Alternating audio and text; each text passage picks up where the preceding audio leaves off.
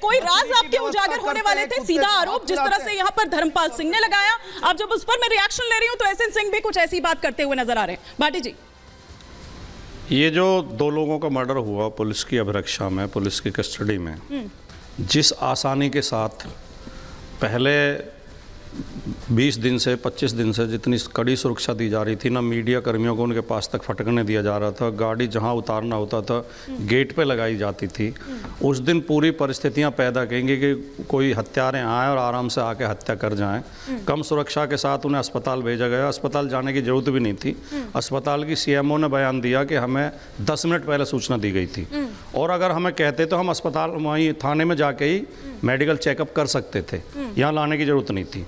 Gate के बाहर उन्हें सड़क पर उतारा गया, वहाँ से पैदल लेकर जाया गया और मीडिया को उनके पास तक आने दिया गया, और शूटर्स आए और आके आराम से हत्या करके और वो सरेंडर कर दिया, चले गए।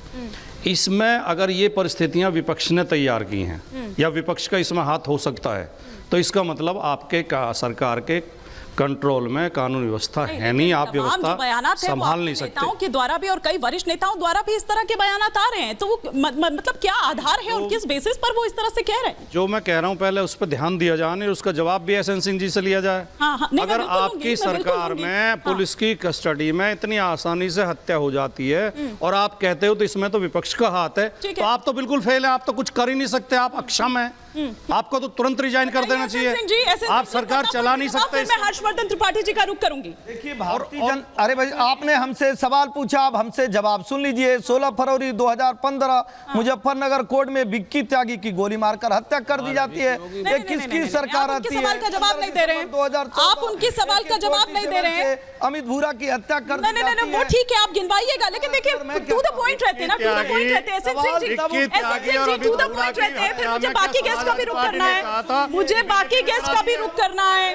अरे भैया, हमसे सवाल पूछे, आप अपनी हमसे सवाल पूछे, सवाल तब उठता है उस समय की सरकार बची थी। कृष्णानंद राय की हत्या कर दी जाती है और ऐसी सरकार चलती है जो गवाह होते हैं, जिसके नाते कानून का राज स्थापित होना हो, उन गवाहों की भी हत्या कर दी जाती है, जिसकी सरकार में सुनवाई नहीं करता है, पुलिस गिरफ्तार करने नहीं जाती है, सरकार मछली भात खिलाती है, सरकार विधायक और सांसद बनाती है। मुझे लगता है ये सवाल उनसे पूछा जाना चाहिए जो बम और बारूद का रास्ता तैयार। सुनिए ना एसएन सिंह जी, देखिए लॉ एंड ऑर्डर का अगर मुद्दे की बात करूं और इस सवाल की अगर बात करूं फटाफट से अपनी बात खत्म करते हुए, तो अभी योगी आदित्यनाथ जी का बयान इस पर आया है और इसको लेकर ये माना जा रहा है कि अब जो आने वाला ये जो चुनाव है, स्थानीय निकाय ये चुनाव है, जब 4 तारीख को वोटिंग होनी है, तो दरअसल यही मुद्दा होने वाला है। तो ऐसे में सवाल का जवाब तो आपको देना पड़ेगा ना, आपको सवाल का जवाब तो देना पड़ेगा। आपने जिस विषय पर चर्चा कर रही हैं और जो मैंने सवाल पूछा उस पर तो एक वाक्य भी नहीं बोला। इसमें भारतीय जनता पार्टी की सरकार आ रही है, तो जो बुलंदशहर में दुष्कर्म की घटना को अंजाम दिया उसको भी दंड देने का कार्य हम ही करें।